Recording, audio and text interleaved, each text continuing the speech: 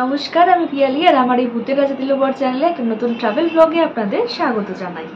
আজ আমরা আমাদের 2 চাকার বাহন নিয়ে 3 দিন 2 রাতের একটা ট্যুর প্ল্যান করেছি।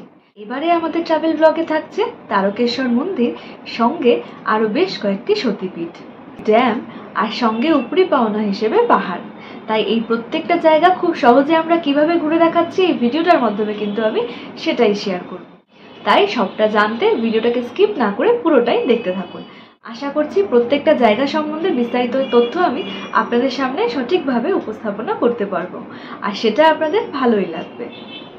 তাই সবটা জানতে সঙ্গে থাকুন, দেখতে থাকুন। সবার প্রথমে আমরা বাড়ি থেকে রওনা দিয়ে যাচ্ছি তারকেশ্বর মন্দির।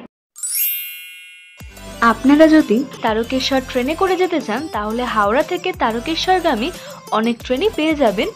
সময় লাগে 1 ঘন্টা 20 মিনিট মতো। আর যদি শিয়ালদা থেকে যেতে চান তাহলে শিয়ালদা থেকে ডানকুনি লোকাল ধরে বালি হল স্টেশনে নেমে সেখান থেকে সিঁড়ি ধরে নিচের রাস্তা ধরে বেশ কিছুটা এগোতেই বালি স্টেশন পাবেন। আর এই বালি স্টেশন থেকে আপনারা বেশ কিছু ট্রেন পেয়ে যাবেন তারকেশ্বর যাওয়ার।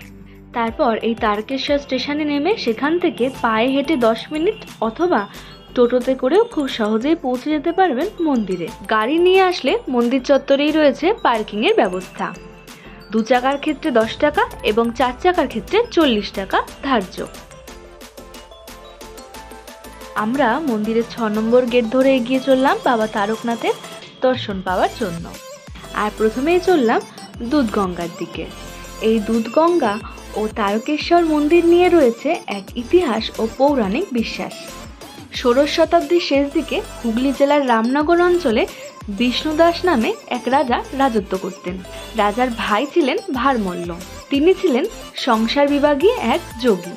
তার এক বিশাল গোশালা ছিল, আর এই গোশালার রক্ষণাবেক্ষণের দায়িত্ব দেওয়া ছিল মুকুন্দ ঘোষ নামক এক কর্মচারীকে।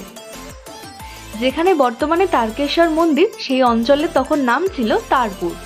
বিষ্ণুদাসের ভাই ভারমল্ল রোজ সেই বনে যেতেন এবং সেখানে গিয়ে ফলমূল এবং মধু সংগ্রহ করতেন। এবং এই বনে গিয়ে তিনি প্রায়ই লক্ষ্য করতেন যে এক বড় কালো রঙের শিলাখণ্ডের উপর গরু এসে দুধ দিয়ে যাচ্ছে, এবং এই ঘটনা তিনি বাড়ি গিয়ে তার দাদাকে বলেন। শিবভক্ত বিষ্ণুদাস বনে এসে এই দৃশ্য দেখে শিহরিত হন, আর ভারমল্ল তখন ওই শিলাস্তম্ভকে শিবলিঙ্গ রূপে রামনগরে এনে প্রতিষ্ঠা করতে উদ্যোগী হন। কিন্তু অনেক মাটি খুঁড়েও পাথরটাকে তোলা গেল না।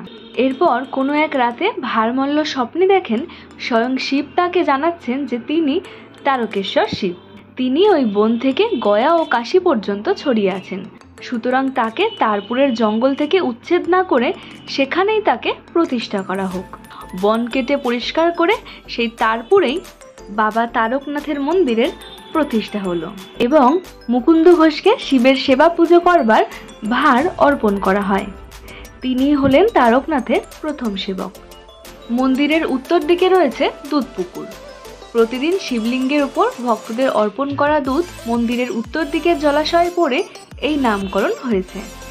ভক্তদের মধ্যে প্রচলিত বিশ্বাস অনুযায়ী এই দুধ পুকুরে স্নান করলে শরীরে আরোগ্য লাভ হয়।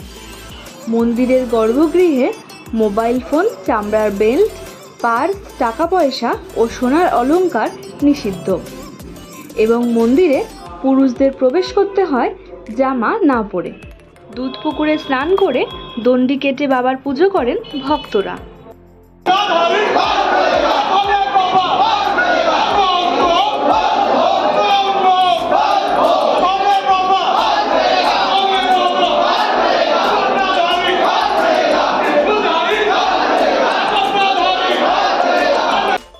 তারকেশ্বর মন্দির প্রাঙ্গণে পৌঁছতেই দেখবেন অনেক পান্ডা ও পুরোহিতরা পুজো দেওয়ার জন্য বলবে।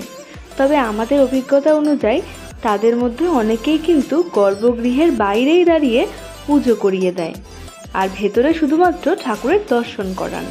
তবে আমরা মন্দিরে যাওয়ার আগে থেকে আমাদের এক পরিচিত দাদার সাথে যোগাযোগ করে নিয়েছিলাম।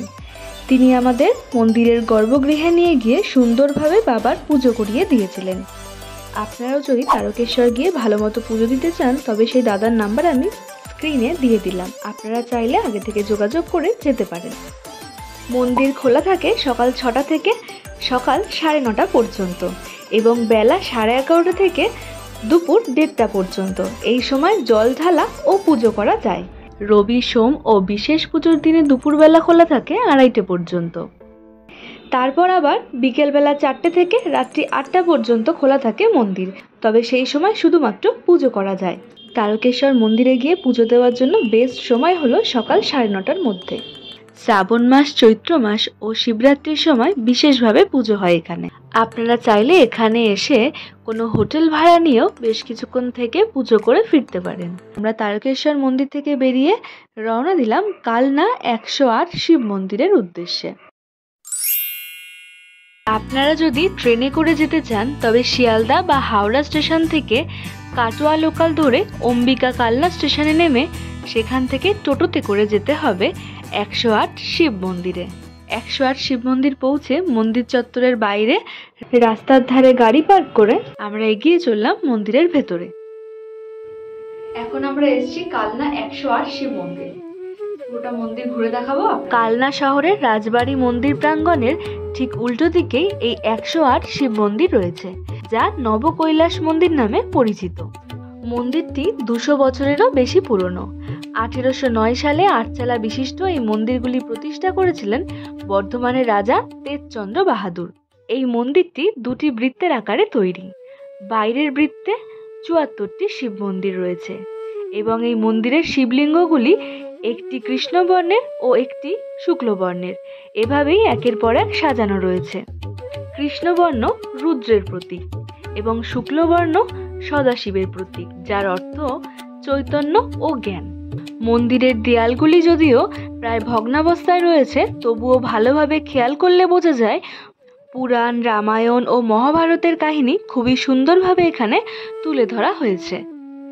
এই মন্দিরটি খোলা থাকে প্রত্যেক দিন সকাল 6টা থেকে বেলা 12টা পর্যন্ত এবং বিকেল বেলা 4টে থেকে রাত্রি 8টা পর্যন্ত। কালনার এই মন্দিরে পুজো দিতে হলে পুজোর সামগ্রী সাথে করে নিয়ে গিয়ে নিজেরাই নিজেদের মনের মতো করে এখানে পুজো দিতে পারবেন।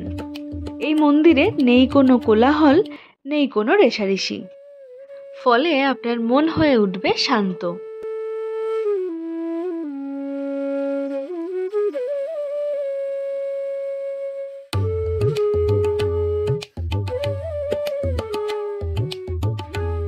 আর ভিতরের বৃত্তে রয়েছে 34টি শিব মন্দির, যার প্রত্যেকটি শিবলিঙ্গই শুক্লবর্ণের। এই মন্দিরগুলির ঠিক মাঝেই রয়েছে একটি বড় কুয়ো, যা বর্তমানে নেট ও পাঁচিল দিয়ে ঘিরে রাখা আছে। এই কুয়োটিকে শিবের প্রতীক হিসেবে মানা হয়। মনে করা হয় মন্দিরের জলের চাহিদা মেটানোর জন্যই হয়তো এই কুয়োটি খনন করা হয়েছিল।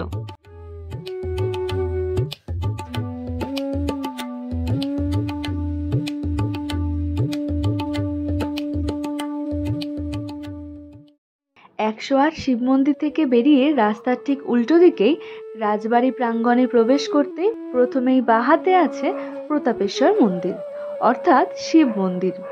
মন্দিরটির নামকরণ হয়েছে রাজা প্রতাপচাঁদের নামে। 1849 খ্রিস্টাব্দে মৃত স্বামীর নামে এই মন্দিরটি প্রতিষ্ঠা করেন তার বিধবা স্ত্রী। এই মন্দিরের পোড়ামাটির কাজও চোখে পড়ার মতো। এই প্রতাপেশ্বর মন্দিরের পাশেই আছে অষ্টভুজাকার রাসমঞ্চ। আর এই রাসমঞ্চ থেকে এগোতেই প্রাচীর দিয়ে ঘেরা রয়েছে লালাজির মন্দির। এটি রাধাকৃষ্ণকে উৎসর্গ করা। এই মন্দিরটি রাজবাড়ির অন্যান্য মন্দিরের তুলনায় সব থেকে বেশি পুরনো। 1739 সালে মহারাজা জগৎরামের স্ত্রী ব্রজকিশোরী দেবী এই মন্দিরটি তৈরি করেছিলেন। মন্দিরের সামনেই রয়েছে 4 চালা নাট মণ্ডপ।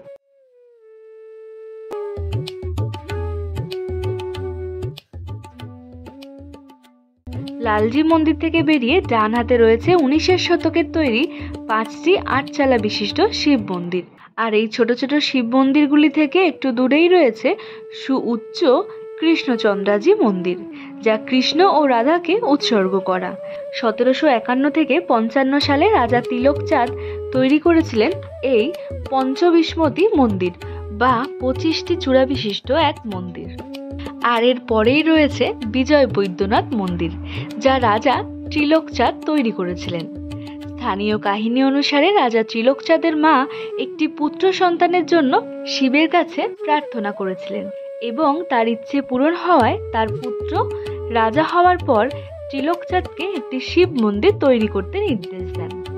এটি সেই শিব মন্দির। রাজবাড়ি প্রাঙ্গণ থেকে বেরিয়ে আমরা নবদ্বীপের জন্য রওনা দিই। কলকাতা থেকে তারকেশ্বর মন্দিরে পুজো দিয়ে কালনা 108 শিব মন্দির হয়ে আমরা নবদ্বীপে দুপুর 2টো নাগাদ পৌঁছেছিলাম। আর তারপর সেই দিনটা নবদ্বীপে রেস্ট করে তার পরের দিন অর্থাৎ আজকে সকাল 6টা নাগাদ রওনা দিলাম পূর্ব বর্ধমান এবং বীরভূম জেলার 7টি সতীপীঠ দর্শনের জন্য।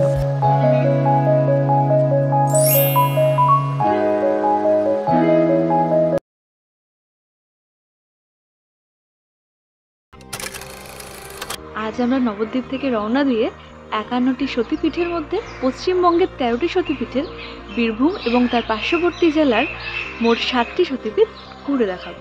এখন আমরা এসেছি ক্ষীরগ্রামের মা জগদ্দা। মা জগদ্দা মন্দিরে যাওয়ার জন্য শিয়ালদা বা হাওড়া স্টেশন থেকে কাটোয়া লোকাল ধরে কাটোয়া নেমে বর্ধমানগামী বাস বা ট্রেনে কৈচর হল স্টেশন বা কৈচর বাস স্ট্যান্ড নেমে সেখান থেকে টোটোতে করে ক্ষীরগ্রামের জগদ্দা মন্দির। প্রথমেই চলে এসেছি আমরা জগদ্দা মায়ের বাড়িতে, অর্থাৎ এই ক্ষীরগ্রামে মা জগদ্দার 2টি মন্দির প্রাঙ্গণ আছে। এটি হলো মায়ের বাড়ি। এখানে মাকে যখন জল থেকে তোলা হয় তারপরে বছরের নির্দিষ্ট দিনে জলে নিমজ্জিত মাকে জল থেকে তুলে এখানে এনে পুজো করা হয়। আর প্রত্যেক দিন এখানে মায়ের বেদিকে পুজো করা হয়।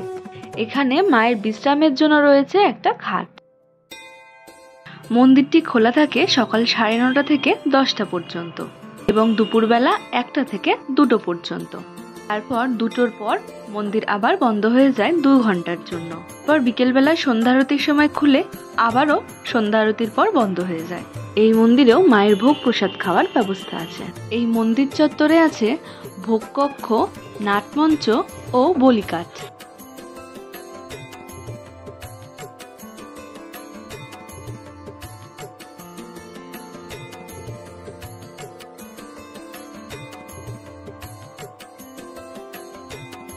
এখন আমরা মায়ের বাড়ি থেকে বেরিয়ে প্রায় 3 মিনিট দূরত্বে পৌঁছে গেলাম জগদ্দা মায়ের মূল মন্দিরে।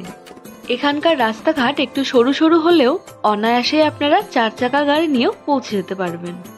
এই মন্দিরেরও রয়েছে 2টি ভাগ।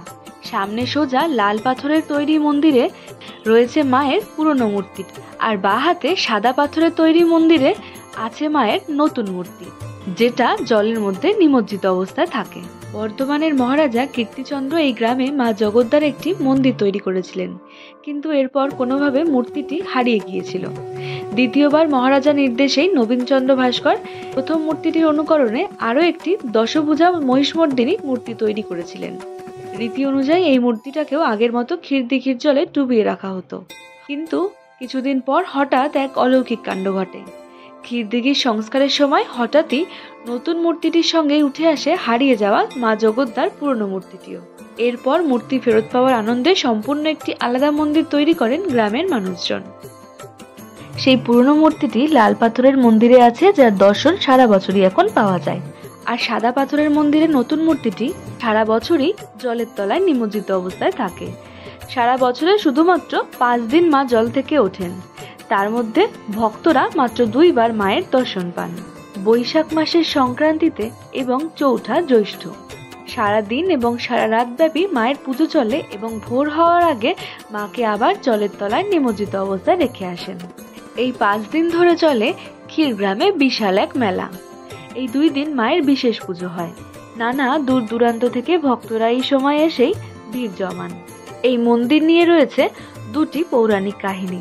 প্রথমটি হলো এখানে সতীর ডান পায়ের বুড়ো আঙুল পড়েছিল, যার জন্য এটি 51 পীঠের অন্যতম একটি সতীপীঠ। আর অন্যদিকে আরেকটি কাহিনী হলো মহিরাবন যখন রাম ও লক্ষ্মণকে বন্দি করে পাতালে নিয়ে যান, তখন হনুমানজি তার প্রবীরকে উদ্ধারের জন্য পাতালে গিয়ে মহিরাবনের বংশ ধ্বংস করে যখন তিনি রাম লক্ষ্মণকে উদ্ধার করেন, তখন মহিরাবনের দেবী ভদ্রাকালী হনুমানজির সাথে পৃথিবীতে আসার ইচ্ছে প্রকাশ করেন এবং তার আদেশ অনুযায়ী পৃথিবীর কেন্দ্রবিন্দু এই ক্ষীরগ্রামে তখনই মাকে প্রতিষ্ঠা করা হয়েছিল। আগে এখানে মা জগদ্দা ভদ্রাকালী রূপে পূজিত হতো। তখন মায়ের নরবলি হতো, কিন্তু পরে মায়ের নির্দেশে এখন মহিষ বলি হয়, তাই মা এখন মহিষমর্দিনী। এখানে এসে থাকার জন্য পেয়ে যাবেন মন্দিরেরই গেস্ট হাউস, যেখানে এসি এবং নন এসি সব রকমেরই রুম আছে। রুমের ভাড়া পড়বে 300 থেকে 1000 টাকার মধ্যে। এটি হলো এই মন্দিরের ভোগ কক্ষ। মূল মন্দিরের বাইরে ছোটখাটো কিছু দোকান আছে, যেখান থেকে আপনারা চাইলে পুজোর সামগ্রী নিতে পারবেন। তবে সেখানে সবকিছু পাওয়া যায় না, তাই আপনারা চাইলে পুজোর সামগ্রী নিজেরাই নিজেদের সাথে করে নিয়ে যেতে পারেন। এই মন্দিরে মঙ্গল আরতি হয় ভোর 4:30টার সময়, আর মন্দির খোলা থাকে সকাল 9:30 থেকে সন্ধ্যে 7টা পর্যন্ত। তবে পুজো দেওয়া যায় শুধুমাত্র 10টা থেকে 1টা পর্যন্ত। আপনারা চাইলেই মন্দিরে গিয়ে ভোগ প্রসাদও খেতে পারেন। কুপন মূল্য হলো 40 টাকা। তবে এর জন্য সকাল 10:30টার মধ্যে মন্দিরে নাম লেখাতে হয়, সেটা আপনারা বাই ফোনেও নাম লেখাতে পারেন। স্ক্রিনে আমি মন্দিরের ফোন নাম্বার দিয়ে দিলাম, আপনারা চাইলে মন্দিরের গেস্ট হাউস এবং ভোগ কুপনের জন্য সেখানে ফোন করে নিতে পারেন। ক্ষীরগ্রামের মা জগদ্দা মন্দিরের থেকে রওনা দিয়ে 31 কিলোমিটার দূরে আমরা এখন এসে পৌঁছেছি কেতুগ্রামের মা বহুলক্ষ্মী মন্দিরে, যা লোকমতে মা বহুলা নামে পরিচিত। পূর্ব বর্ধমানের কেতুগ্রাম, এখানেই অবস্থিত 51টি সতীপীঠের অন্যতম মা বহুলা। পুরাণ মতে সতীর বাম বাহু পড়েছিল এখানে। বহু প্রাচীন এই মন্দির। মা এখানে চতুর্ভুজা পদ্মের উপর বিরাজমান। মায়ের এক পাশে বাবা ভৈরব আর আরেক পাশে তার পুত্র গণেশ। তিনি এখানে কোষ্ঠী পাথরে অষ্টভুজা। গণেশের এই রূপ এখানে ছাড়া উত্তর ভারতে আরো 3টি আছে। জনকোলাহল মুক্ত এই মন্দিরে মাকে ভীষণই শান্তি করে ভক্তি ভরে পুজো করা যায়। এখানে আছে ভোগ কক্ষ, নাটমঞ্চ ও বলিকাঠ। এখানে মায়ের নিত্য ভোগ হয়, আর দুর্গাপুজোর সময় 5 দিন ধরে বিশেষ পুজো হয়। সেই সময় এখানে মাকে মহিষ বলি দেওয়া হয় এবং সেই প্রসাদ তখন ভক্তদের মধ্যে বিলিয়ে দেওয়া হয়। মানা হয় এই প্রসাদ খেলে অনেকে রোগ মুক্ত হন। লোকমতে এই গ্রামে মায়ের নূপুরের শব্দ শোনা যায়। মা এখানে সকলের মনস্কামনা পূরণ করেন, আর মনস্কামনা পূর্ণ হলে ভক্তরা এই মন্দিরে বেলগাছের তলায় এসে একটা করে শঙ্খ রেখে যান। আপনারা যদি ট্রেনে বা বাসে আসেন, সেক্ষেত্রে কাটোয়া থেকে কিন্নাহারগামী ট্রেন ধরে 5D স্টেশনে নেমে টোটোতে করে কেতুগ্রাম বা মা বহুলার মন্দির। এছাড়া কাটোয়া থেকে বাসে করে কেতুগ্রাম বাস স্ট্যান্ড নেবে, সেখান থেকেও টোটো করে আসতে পারবেন এই মন্দিরে। কিছু গুরুত্বপূর্ণ বিষয়: এই মন্দিরের আশেপাশে পুজোর সামগ্রীর কোনো দোকান নেই, তাই এই মন্দিরে পুজো দিতে হলে পুজোর সামগ্রী নিজেরা নিয়ে গেলেই সুবিধা হবে। আর এই মন্দিরে যদি আপনি 4 চাকা গাড়ি নিয়ে আসেন, সেক্ষেত্রে কিন্তু মন্দিরের বেশ খানিকটা আগেই আপনাকে গাড়ি পার্ক করতে হবে, কারণ ভেতরের রাস্তা হওয়াতে রাস্তাগুলো বেশ সরু। এখানে ভোগ প্রসাদ খাওয়ারও ব্যবস্থা আছে, তবে সকাল 11টার মধ্যে কুপন নিতে হয়, আর কুপনের মূল্য এখানে 60 টাকা। প্রত্যেক দিন সকাল 8টা থেকে দুপুর 1টা পর্যন্ত এখানে পুজো দেওয়া যায়। মা বহুলার দর্শন সেরে আমরা বেরিয়ে পড়লাম আমাদের আজকের পরের গন্তব্য মা অট্টহাস। সেই বাসে বা ট্রেনে কিভাবে যাবেন? এর জন্য হাওড়া বা শিয়ালদা থেকে কাটোয়া লোকাল ধরে কাটোয়া নেমে কাটোয়া থেকে আজিমগঞ্জ যাওয়ার ট্রেনে উঠে নামুন গঙ্গাটিকুড়ি। সেখান থেকে টোটো রিজার্ভ করেই অট্টহাস মন্দির। এছাড়া কাটোয়া থেকে বাসে করে নামুন নিরল। নিরল বাস স্ট্যান্ড থেকে টোটো পেয়ে যাবেন অট্টহাস পৌঁছানোর। মন্দির চত্বরে আসতেই দেখতে পেলাম বাবা ভোলানাথ মা সতীকে নিয়ে দাঁড়িয়ে আছেন সেই রুদ্রমূর্তি ধারণ করে, আর সেখান থেকে বাঁ হাতে গেলেই পড়বে মা অট্টহাসের মন্দির। বাইরে গাড়ি পার্ক করে আমরা এগিয়ে চললাম মূল মন্দিরের দিকে। আমরা মা বহুলার থেকে রওনা দিয়ে মাত্র 6 কিলোমিটার দূরে অট্টহাসে আর একটা সতীপীঠে পৌঁছালাম। এখানে মায়ের নিচের ঠোঁট পড়েছিল। ঘুরে দেখে নেব পুরো মন্দির প্রাঙ্গণ। মাতা সতীর মৃত্যুর পর শিবের তাণ্ডবের সময় যখন ভগবান বিষ্ণু তার সুদর্শন চক্র মৃতদেহে নিক্ষেপ করেছিলেন, মাতা সতীর নিচের ঠোঁটটি অট্টহাসে সেই সময় পড়েছিল বলেই জানা যায়। আক্ষরিক অর্থে আট্টাহাস একটি সংস্কৃত শব্দ, যার অর্থ গভীর হাসি। নিচের ঠোঁটটি তখন একটি পাথরের আকার ধারণ করেছিল এবং এর চারপাশে একটি মন্দির তৈরি করা হয়েছিল। শিব বিশ্বাসকে মন্দিরের পাহারাদার ভৈরব হিসেবে নিযুক্ত করেছিলেন। অট্টহাস শুধুমাত্র স্বর্গীয় আবাস নয়, অনেক সুন্দর বন্য পাখির আবাসস্থল হিসেবেও খ্যাত। প্রায় 27 বিঘা ঘন জঙ্গল নিয়ে সতীপীঠের এই ভয়ঙ্কর সৌন্দর্য। এখানে এখানে প্রত্যেকটি গাছে গাছে রং বেরঙের প্রজাপতি, হরেক রকমের পাখি, আর রাতের বেলায় প্যাঁচার ডাকও শোনা যায়। আর দিনের বেলা প্রহরে প্রহরে শোনা যায় শিয়ালের ডাক, যা অট্টহাস সতীপীঠের পরিবেশটাকে এক আলাদা মাত্রা এনে দেয়। এই অট্টহাস প্রতি বছর প্রচুর পরিবেশবাদী এবং বীর প্রদর্শকদের আকর্ষণ করে, বিশেষ করে ডিসেম্বর থেকে জানুয়ারি মাস পর্যন্ত।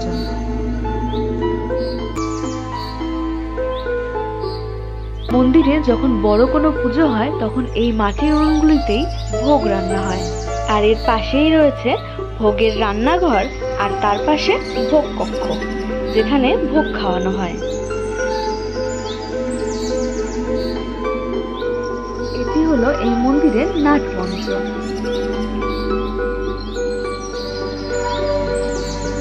আর এই নাটমঞ্চ থেকে বেরিয়ে সোজা মায়ের মূল মন্দির। বর্তমানে এই মন্দিরে সংস্করণের কাজ চলছে।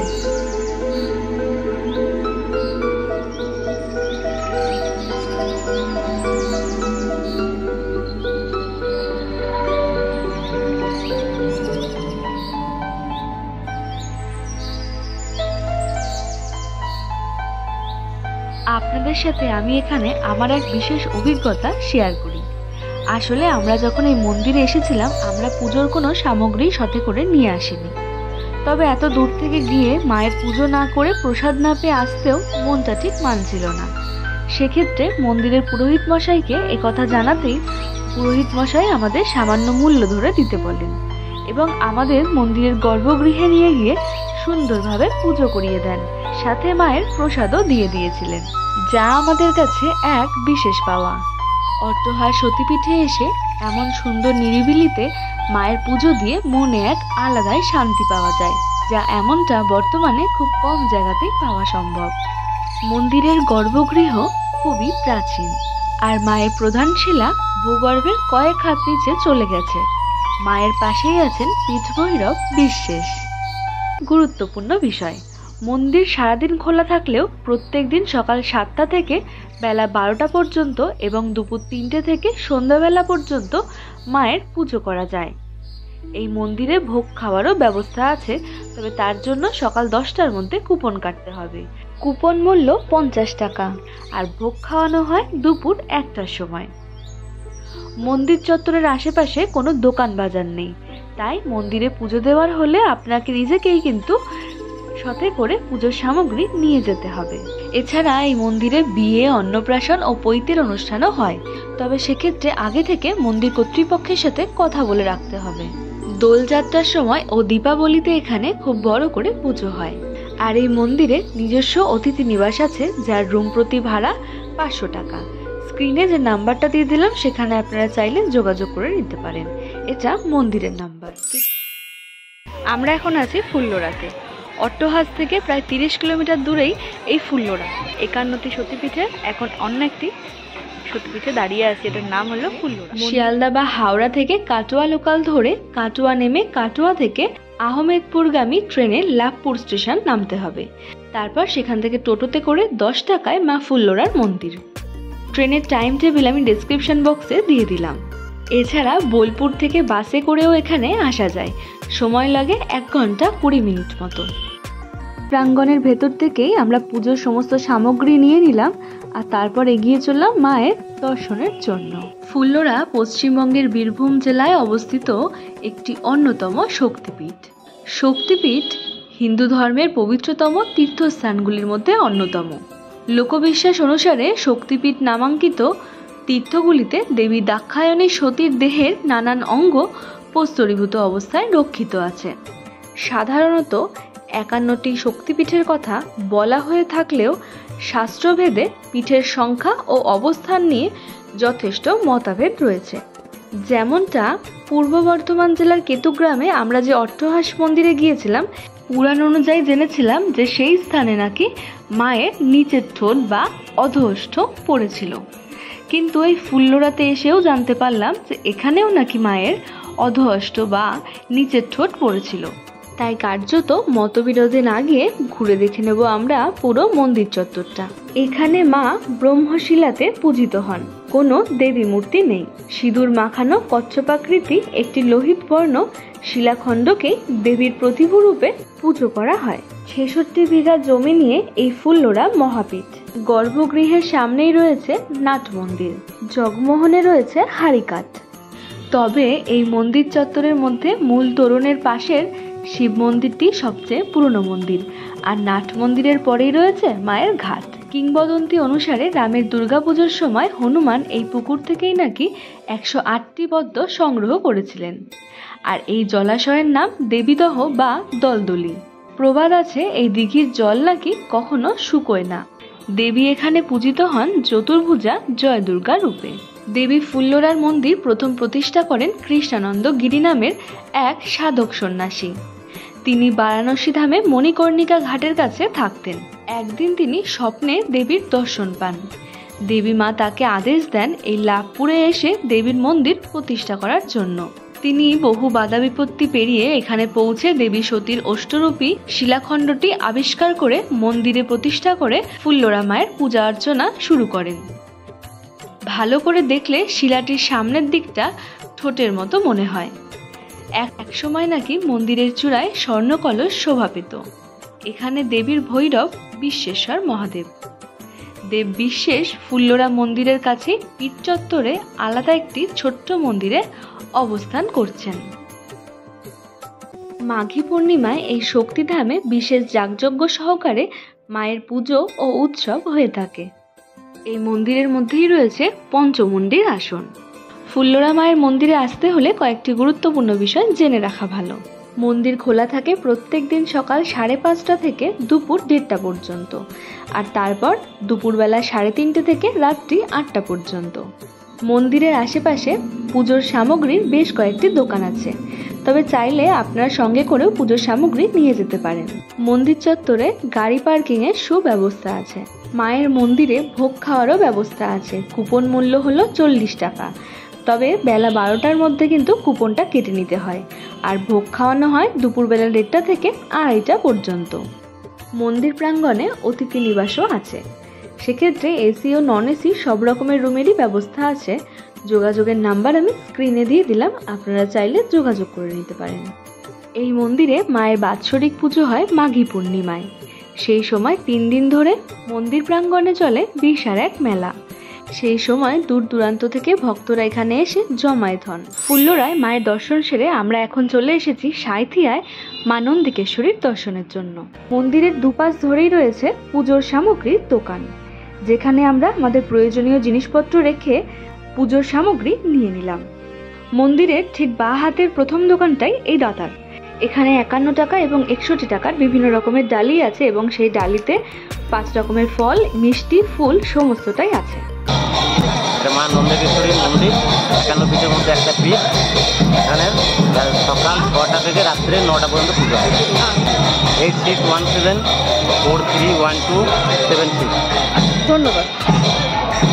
51 সতীপীঠের মধ্যে পশ্চিমবঙ্গের বীরভূমে রয়েছে 5টি সতীপীঠ, আর এই 5 সতীপীঠের মধ্যে এক সতীপীঠ রয়েছে সাঁইথিয়ায়।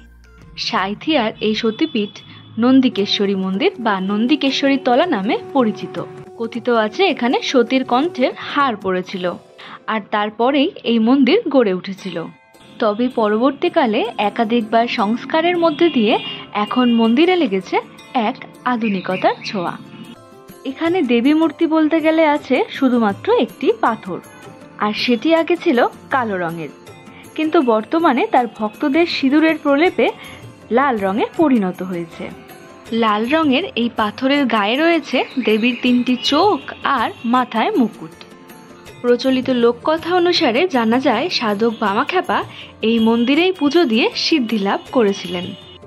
নন্দিকেশ্বরী সতী মায়ের মন্দির ছাড়াও মন্দির প্রাঙ্গণে রয়েছে আরও একাধিক মন্দির। রাধা গোবিন্দ, বিষ্ণু লক্ষ্মী, মহালক্ষ্মী গণেশ, মহাসরস্বতী ও শিব সবাই মিলেই এখানে একসাথে রয়েছেন। মায়ের ভৈরব এখানে নন্দিকেশ্বর। দেবী নন্দিকেশ্বরী দুর্গাপুজোর সময় 6 দিন ধরে মা দুর্গা রূপে পূজিত হন, তবে বাকি দিনগুলোতে মা কালী রূপেই পুজো করা হয়। আমরা যেই সময় মায়ের মন্দিরে এসেছিলাম পুজোর জন্য, সেই সময় মন্দিরে ছিল মায়ের ভক্তদের ভিড়। সেই জন্য আমরা আগেই পুরো মন্দির চত্বরটা ভালোভাবে ঘুরে দেখে নিয়েছিলাম, আর তারপর এখন চলে এসেছি মায়ের পুজো দিতে। মায়ের ঠিক সামনেই এসে দেখলাম এখানে চলছে বিয়ের পর্ব। এই দিন বিয়ের কোনো বিশেষ দিন হওয়াতে মন্দির চত্বরে কিন্তু বিয়ের একটু ভিড় ছিল। অনেকেই এসেছিলেন এই মন্দিরে মায়ের আশীর্বাদ নিয়েই তাদের নতুন জীবন শুরু করার জন্য। কিছুক্ষণ পর মন্দিরটা একটু ফাঁকা হতেই আমি মায়ের খুব কাছে গিয়ে মায়ের পুজোটা ভালো মতোভাবে দিয়ে নিতে পেরেছিলাম। এই মন্দিরের ব্রাহ্মণ মশাই খুব ভালোভাবেই আমার নাম গোত্র সহকারে আমাকে পুজোটা করিয়ে দিয়েছিলেন। দশম মহাবিদ্যা তথা দেবী সতীর 10 মহাশক্তির রূপ মন্দিরের দেয়ালে ফুটিয়ে তোলা আছে, যেমন মা কালী, মা তারা, মা ষোড়শী, মা ভুবনেশ্বরী, মা ভৈরবী, মা ছিন্নমস্তা, মা ধূমাবতী, মা বগলা, মা মাতঙ্গী ও মা কমলা।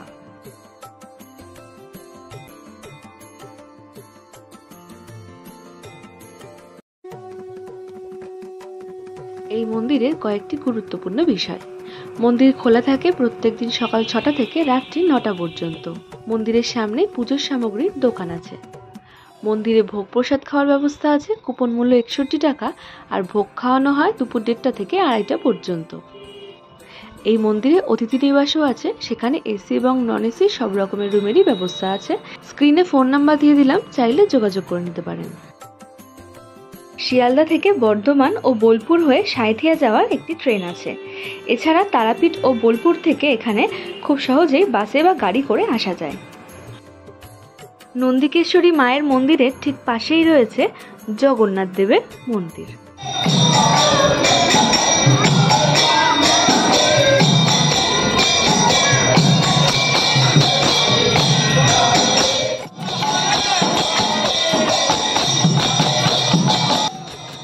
এই মন্দিরে জগন্নাথ দেবের দর্শন সেরে আমরা এখন রওনা দিলাম আমাদের পরের গন্তব্যের জন্য। মা নন্দিকেশ্বরীর মন্দির থেকে রওনা দিয়ে সিউড়িতে খাওয়া দাওয়া করে চলেছি মেসেঞ্জার ড্যামের উদ্দেশ্যে।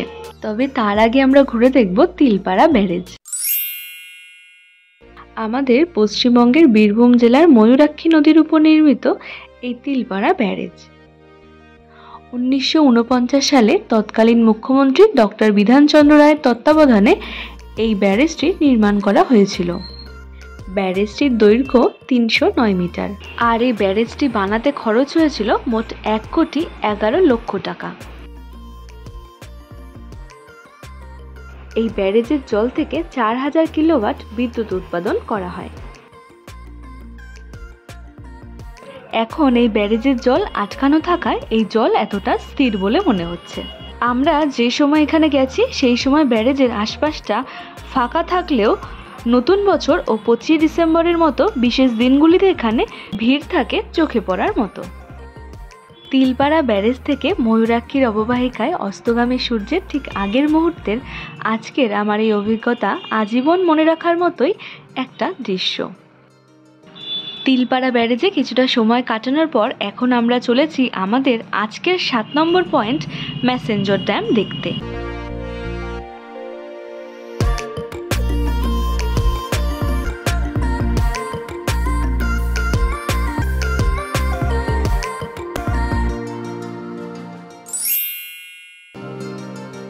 আমাদের পশ্চিমবঙ্গের বীরভূম জেলার প্রতিবেশী রাজ্য ঝাড়খণ্ড। এই ঝাড়খণ্ডের দুমকা জেলায় ময়ূরাক্ষী নদীর উপর একটি জলবিদ্যুৎ উৎপাদনকারী বাঁধ হল মেসেঞ্জার ড্যাম বা জলাধার। এই জলাধারটিকে কখনো কখনো কানাডা বাঁধ বা পিয়ারসন ড্যাম হিসেবেও উল্লেখ করা হয়।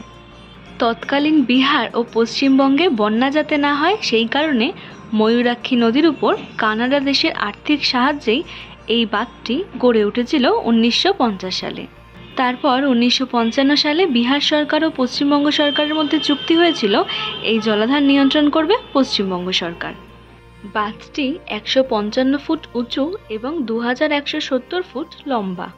ময়ূরাক্ষী নদীর উপর নির্মিত এই ড্যামের উপর থেকে চারদিকের বিস্তীর্ণ জলরাশি আপনাকে মুগ্ধ করবে। এছাড়া আশেপাশে অসংখ্য টিয়া পাখিও নজরে পড়বে। শব্দ বলতে এখানে শুধুই পাখির কলতান, আর মাঝে মধ্যে দূর পাহাড়ি রাস্তা থেকে ভেসে আসে ট্রাকের শব্দ। এখানে কিন্তু বোটিংয়েরও ব্যবস্থা আছে। জনপ্রতি 100 টাকা করে। এই ড্যামের আশেপাশে বেশ কয়েকটি ছোটখাটো দোকানও আছে, চাইলে সেখান থেকে আপনারা আপনাদের খাওয়া দাওয়াও সারতে পারেন। জলের খুব কাছে যেতে মন চাইলেও কোনো ব্যাপার না, এখন নিয়ে যাচ্ছি আপনাদেরকে সেখানে। ড্যাম থেকে 1 কিলোমিটারের মধ্যেই পাহাড়ি পথে ইউথ হোস্টেলের বাঁ পাশের রাস্তাটা ধরেই চললাম ময়ূরাক্ষীর একদম কাছে। এখানে এসে উপলব্ধি করলাম, না আসলে হয়তো অনেকটাই মিস করতাম।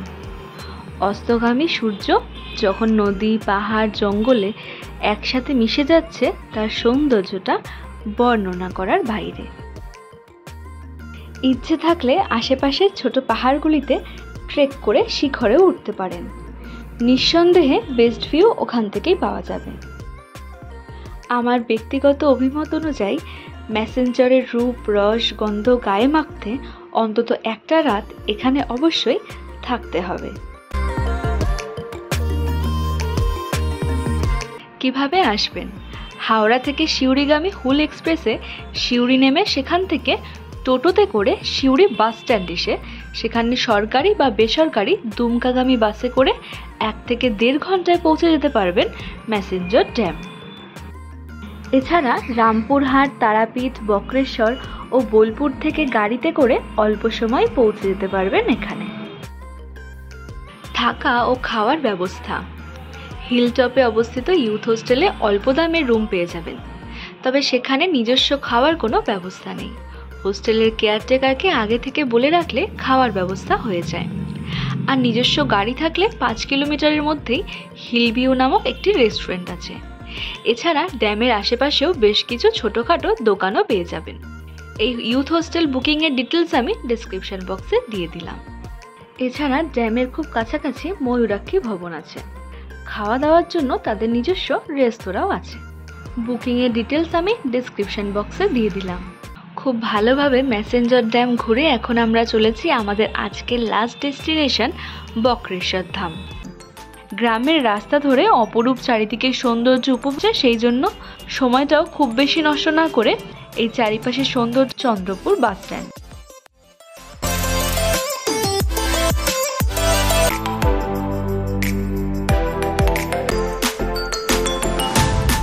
তবে এখন রাত হয়ে যাওয়ায় আমরা এই গেটের ঠিক পাশেই একটি হোটেলেই আশ্রয় নেব।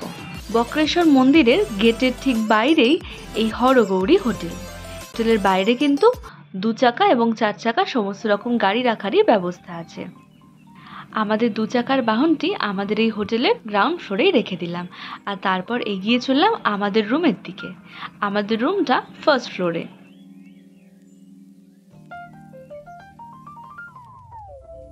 বিশাল বড় একটা রুম, সেখানে আছে একটি স্টিলের খাট, একটি সোফা, একটা চেয়ার, টি টেবিল, এসি, আর রুমটা বড় হওয়ায় 2টি ফ্যান।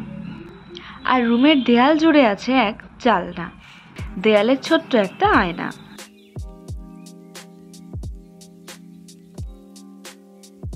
রুমের টয়লেটটিতেও মোটামুটি প্রয়োজনীয় সবকিছুই রয়েছে।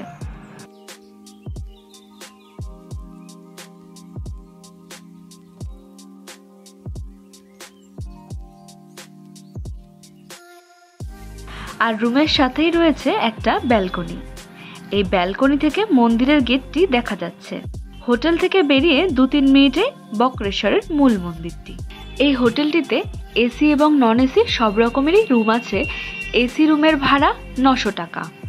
আর আপনারা যদি এখানে একদিনের জন্য এসে কিছুক্ষণের জন্য রুম নিতে চান, তাহলে সেই ব্যবস্থাও কিন্তু এই হোটেলটিতে আছে।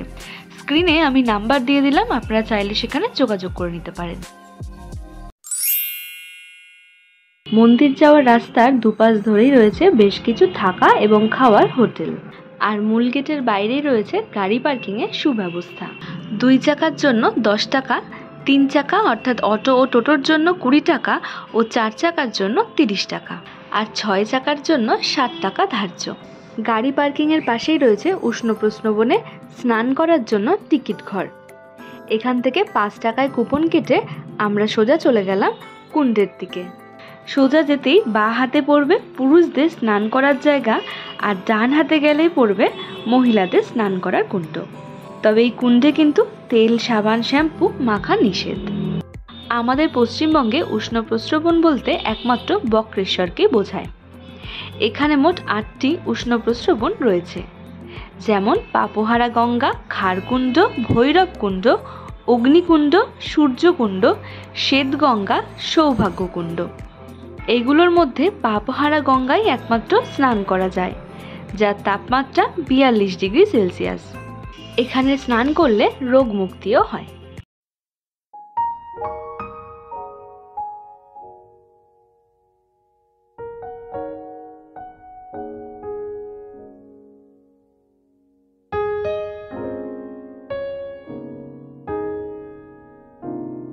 এই কুণ্ডের তাপমাত্রা 55 ডিগ্রি সেলসিয়াস। কুণ্ডের দিকে ভালোভাবে লক্ষ্য করলে বুঝতে পারবেন জল কিন্তু মাটির তলা থেকে উঠে এর মধ্যে রিজার্ভ হচ্ছে, আর তারপর এখান থেকে পাইপের সাহায্যে স্নানের ঘাটে গিয়ে পৌঁছাচ্ছে।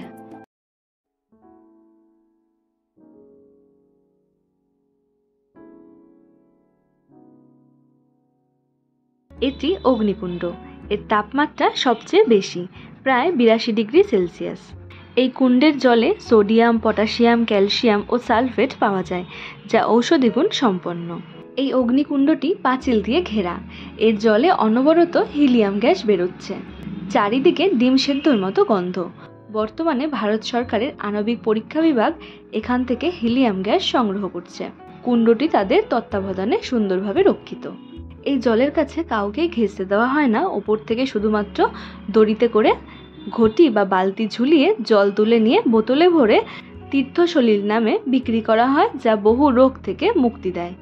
এই জলের বোতলগুলির দাম হয় 10 টাকা ও 20 টাকা। এখানে প্রতিটি প্রস্রবণের কাছেই একটি করে শিবলিঙ্গ আছে। মন্দির চত্বরের বাইরে এবং ভেতরে পুজোর সামগ্রী কেনাকাটির জন্য বেশ কয়েকটি দোকান আছে। এখান থেকে আমরা পুজোর জন্য ডালা নিয়ে পুরোহিত মশাইয়ের সাথে চললাম পুজো দিতে।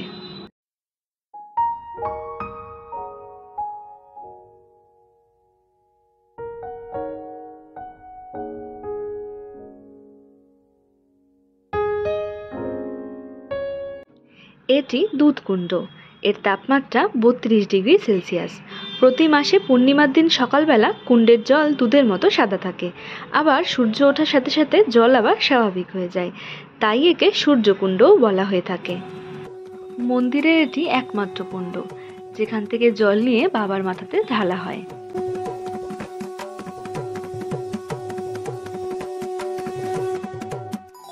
এই কুণ্ডগুলি ছেড়ে কয়েক পা এগোতেই বক্রনাথের মন্দির। মন্দিরটি বেশ বড়। মন্দিরের গর্ভগৃহে ধাতুমণ্ডিত শিলাটি অষ্টবক্রমণির, পাশে ছোট শিলাটি বক্রেশ্বর মহাদেবের। অষ্টবক্রমণি এখানে শিবের আরাধনা করতেন। তপস্যায় তুষ্ট শিবের আশীর্বাদে মুনি আরোগ্য লাভ করেন। সেই থেকে মুনির সাধনপীঠ বক্রেশ্বর হয়ে ওঠে সিদ্ধপীঠ বক্রেশ্বর। মহাদেব তুষ্ট হয়ে বক্রমণিকে বলেছিলেন, এই তীর্থে আজ থেকে তোমার পুজোর পরেই ভক্তেরা আমার অর্চনা করবে এবং তোমার নামেই হবে আমার স্থিতি। ভগবান নিজে ছোট হয়ে ভক্তকে বড় করে তোলার এমন সুন্দর উদাহরণ খুব কমই আছে। শ্রী বিষ্ণু বিষ্ণু নম উদ্য আষাঢ় মাসে নম শিবায় নম বক্রেশ্বরায় মহাদেবায় শিবায় নম শিবায়।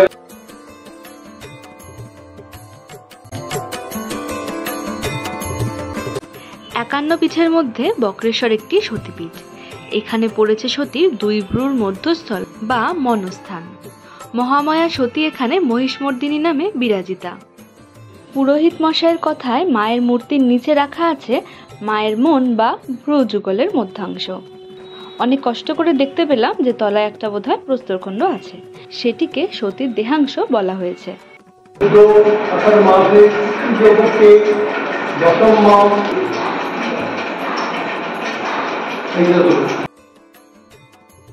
আমরা জানি প্রত্যেকটি সতীপীঠেই একটি করে ভৈরব থাকেন। এখানে মহেশ্বর বটুক ভৈরব রূপে পূজিত হন। এই ধামে এসে দর্শন থেকে পুজো সবটাই খুব ভালোভাবে শান্তি করে ভক্তি ভরে দেওয়া সম্ভব হয়েছে, যা বর্তমানে হয়তো খুব কম মন্দিরেই পাওয়া যায়। আমাদের যে পুরোহিত মশাই ছিলেন তিনি কিন্তু খুব ভালোভাবে আমাদেরকে পুজোটা করিয়ে দিয়েছেন। স্ক্রিনে আমি ওনার নাম এবং ফোন নাম্বারটা দিয়ে দিলাম, আপনারা এখানে গেলে ওনার সাথে আগের থেকে যোগাযোগ করে নিতে পারেন। কিভাবে আসবেন? হাওড়া থেকে হুল এক্সপ্রেস ও ময়ূরাক্ষী এক্সপ্রেস করে দুবরাজপুর যাওয়া যায়। এছাড়া রামপুরহাট থেকেও ট্রেনে করে দুবরাজপুর আসা যায়। এরপর দুবরাজপুর স্টেশনে নেমে 1 নম্বর বা 2 নম্বর প্ল্যাটফর্ম থেকে বেরিয়েই টোটো বা অটো পেয়ে যাবেন বক্রেশ্বর মন্দির যাওয়ার জন্য। এছাড়া বোলপুর বা তারাপীঠ ঘুরতে এসেও গাড়ি রিজার্ভ করে একদিনের মধ্যেই এখান থেকে ঘুরে যেতে পারবেন। বক্রেশ্বর মন্দিরে পুজো দিয়ে আমাদের হোটেল হরগৌরী থেকে বেরিয়ে এখন উদ্দেশ্য বক্রেশ্বর ড্যাম দেখার। বক্রেশ্বরে হোটেল থেকে বেরিয়ে প্রায় 14 কিলোমিটার পরেই আমরা চলে এসেছি বক্রেশ্বর ড্যাম দেখতে। চলুন তবে ঘুরে দেখি। ড্যামটির নৈসর্গিক দৃশ্য খুব সুন্দর। প্রায় 3.5 কিলোমিটার দৈর্ঘ্যের ড্যাম রোডের উপর দিয়ে গাড়ি ড্রাইভ করার অভিজ্ঞতা এক কথায় অপূর্ব। আগে এখানে বোটিং এর ব্যবস্থাও ছিল, তবে বর্তমানে তা বন্ধ আছে। একদিকে আদিগন্ত নীল জলরাশি আর অন্যদিকে সবুজ বনভূমি, সব মিলিয়ে শীতকালে বেশ কিছুটা সময় কাটানোর জন্য এটি বেশ ভালো জায়গা। এবং সঙ্গে প্রচুর পরিযায়ী পাখি দেখতে পাওয়াটা ওখানকার একটি বিশেষ বৈশিষ্ট্য। বক্রেশ্বর নদীতে বাদ দিয়েই এই বিশাল জলাধারটি তৈরি করা হয়েছে, আর পাশেই রয়েছে তাপবিদ্যুৎ কেন্দ্র। এই জলাধার থেকেই প্রয়োজনীয় জল সরবরাহ হয় সেই তাপবিদ্যুৎ কেন্দ্রে।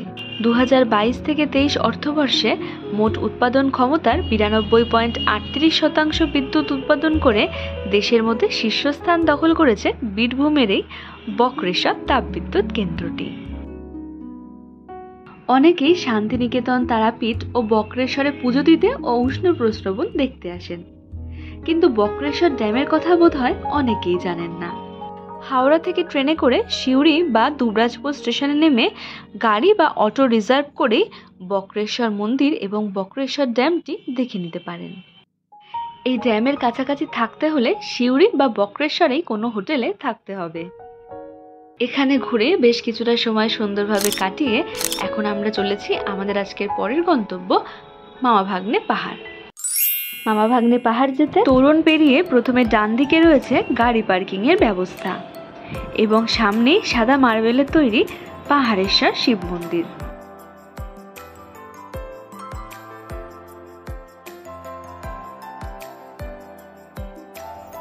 কথিত আছে এই শিব প্রতিদিন 1 তিল করে বাড়ছে, আর তাই একে তিলেশ্বর শিবও বলে।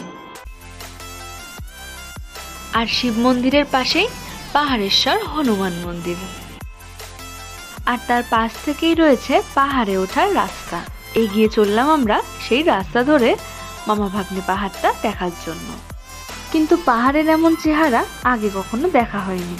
মনে হচ্ছে ছোট্ট বাচ্চারা খেলতে খেলতে ইচ্ছে মতো বড় বড় পাথরগুলিকে একটার উপরে আর একটা তুলে রেখেছে, আর তাতেই তৈরি হয়েছে এই পাহাড়। মামা ভাগ্নে পাথর দুটি পর্যন্ত পৌঁছতে গেলে গাছগাছালি পূর্ণ ও প্রাকৃতিক বোল্ডার ছড়ানোর রাস্তা ধরেই এগোতে হবে। পাহাড়ের মাঝপথেই আছে একটা আশ্রম আর মা পাহাড়েশ্বরীর মন্দির।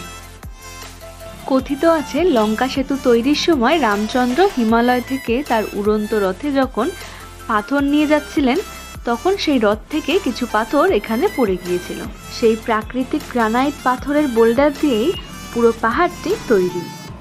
অন্যদিকে অপর একটি পৌরাণিক কাহিনী সূত্রে জানা যায়, মহাদেব শিব শিল্পী বিশ্বকর্মাকে আদেশ দেন এই স্থানে দ্বিতীয় কাশী নির্মাণ করতে, তাও আবার 1 রাতের মধ্যে।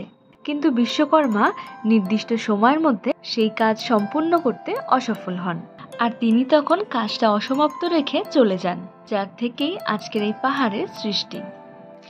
এই রাস্তা ধরে সোজা এসে বাঁ হাতের রাস্তাটা নেব আমরা মামা ভাগ্নে পাহাড়টা যাওয়ার, আর তারপর মামা ভাগ্নে পাহাড় দেখে সেখান থেকে ডান হাতের রাস্তাটা নেব বেরিয়ে যাব।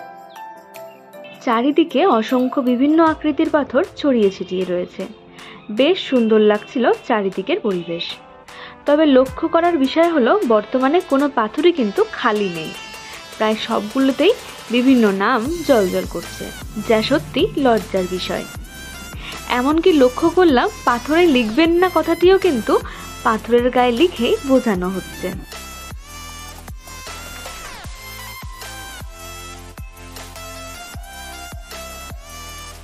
সিঁড়ি দিয়ে উপরে উঠতেই মামা ভাগ্নে পাথরের ঠিক পাশেই রয়েছে প্রাকৃতিকভাবে তৈরি মা পাহাড়েশ্বরীর জনিপীঠ, যা কামাখ্যা মন্দিরের ন্যায় বলেই এখানকার স্থানীয়দের বিশ্বাস। আর ডান হাতে রয়েছে শ্যামাঙ্গী মায়ের মন্দির।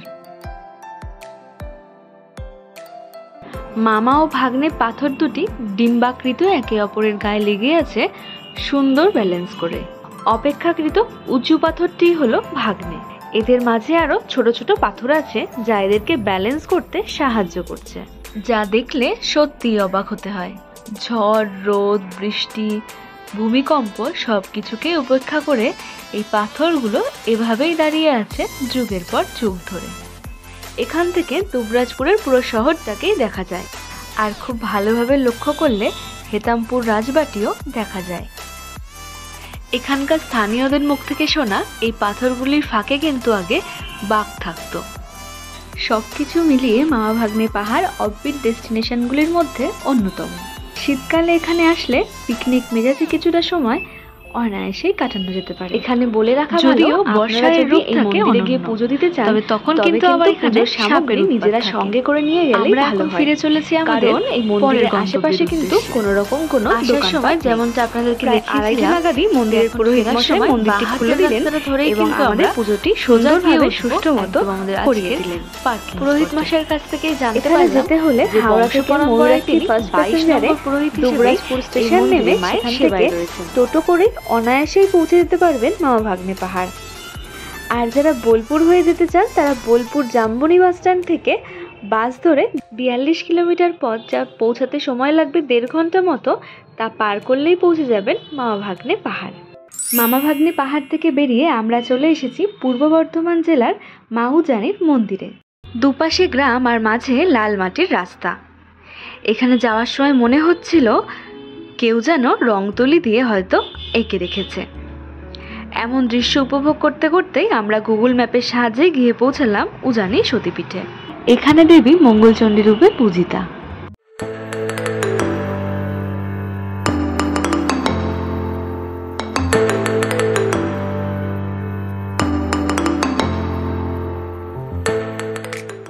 আমরা যখন এখানে এসে পৌঁছালাম তখন ঘড়িতে 1টা বাজে। এসে এখানে জানতে পারলাম মন্দির খোলা থাকে সকাল 6টা থেকে বেলা 12টা পর্যন্ত, আবার দুপুরবেলা 3টে থেকে সন্ধ্যে 7টা পর্যন্ত। তাই আমরা মন্দির প্রাঙ্গণে অপেক্ষা করতে থাকলাম দেবীর দর্শনের এবং পুজো দেওয়ার জন্য। বীরভূমের মামা ভাগ্নে পাহাড় থেকে রওনা দিয়ে 72 কিলোমিটার দূরে আমরা চলে এসেছি এখন পূর্ব বর্ধমান জেলার কোগ্রামে। এটি 51 পীঠের একটি মন্দির। এখানে সতীর বাম কোণই পড়েছিল। চলুন ঘুরিয়ে দেখাই পুরো মন্দির চত্বরটা। কথিত আছে প্রতিনিন্দা সহ্য করতে না পেরে পিতা দক্ষরাজের যজ্ঞস্থলে সর্বসমক্ষে দেহ ত্যাগ করেন সতী। এর ফলে ক্রুদ্ধ দেবাদিদেব মহাদেব দক্ষরাজের যজ্ঞস্থল বন্ধ করে দিলেন এবং সতীর দেহ কাঁধে তুলে নিয়ে প্রলয় নৃত্য শুরু করলেন। আর তখন সুদর্শন চক্র দ্বারা সতীর দেহ খণ্ড বিখণ্ড করে দিলেন বিষ্ণু। আর তখন সতীর দেহ মর্তালোকে 51টি স্থানে ছড়িয়ে পড়েছিল, আর সেখানেই গড়ে উঠেছিল এক একটি সতীপীঠ। আমাদের পশ্চিমবঙ্গের বর্ধমান জেলায় 4টি সতীপীঠ আছে: অট্টহাস, বহুলা, জগদ্দা এবং উজানি। 51 সতীপীঠের মধ্যে পীঠ নির্ণয়তন্ত্র অনুযায়ী 13তম সতীপীঠই হল এই উজানি। মন্দিরের ঠিক পিছন দিক থেকেই বয়ে চলেছে অজয় নদ। যতদূর দৃষ্টি যায় কোনো মানুষজন নজরে আসছে না। চারিদিকে একটা অদ্ভুত নৈশব্দ। এখানে মায়ের বিগ্রহ কোষ্টি পাথরের তৈরি। একটি কাঠের জলচৌকির উপর বসানো কাঠের সিংহাসনে দেবীর অধিষ্ঠান, আর তার পাশেই আছেন ভৈরব কপিলাম্বরের লিঙ্গ। এখানে দেবীর নিত্য পুজোয় অন্নভোগ দেওয়া হয়। এছাড়া এখানে নিয়মিত মৎস্যভোগ দেওয়ারও রীতি আছে। দেবী যেহেতু দুর্গার অবতার রূপে পূজিতা, আশ্বিন মাসে দুর্গা পুজোর সমস্ত রীতি মেনেই মহা ধুমধামে 4 দিন ধরে পুজো হয় এখানে। আর কালী পুজোর দিন দেবী মঙ্গলচণ্ডী রূপে পূজিত হন। এখানে ভোগ প্রসাদ খাওয়ারও ব্যবস্থা আছে, তবে আগে থেকে ফোনে বলে রাখতে হয়। এছাড়া এখানে মন্দির প্রাঙ্গণের মধ্যেই থাকার ব্যবস্থাও আছে। স্ক্রিনে আমি ফোন নাম্বার দিয়ে দিলাম, আপনারা চাইলে সেখানে যোগাযোগ করে নিতে পারেন। Om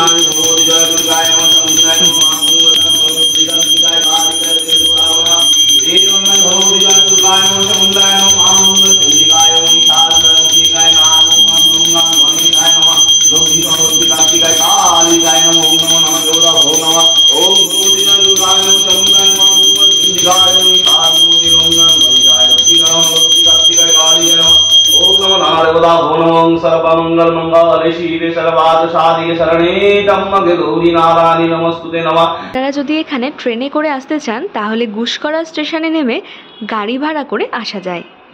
যদিও এখান থেকে কোকগ্রামের বাস ধরেও আসা যায়, তবে বাস চলাচল সীমিত এবং কোকগ্রামে নেমে বেশ খানিকটা হাঁটতে হবে মন্দির পৌঁছতে। আর কলকাতা থেকে সড়ক পথে 150 কিলোমিটারের মতো রাস্তা। বোলপুর বেড়াতে এলেও সেখান থেকে খুব সহজেই এই উজানি সতীপীঠে ঘুরে যেতে পারেন। আমরা যেহেতু স্কুটি নিয়ে ট্রাভেল করেছি তাই আমাদের মোট যেতে হয়েছে প্রায় 650 কিলোমিটার মতো। এবারের আমাদের 2 দিন 3 রাতের ট্রাভেল ব্লগটা এখানেই শেষ হলো। দেখা হবে তবে নতুন কোনো জায়গায় নতুন কোনো ভাবে। তাই ততক্ষণের জন্য ভালো থাকবেন, সুস্থ থাকবেন। আর আমার এই চ্যানেলটা এখনও সাবস্ক্রাইব না করে থাকলে এক্ষুনি সাবস্ক্রাইব করে নেবেন।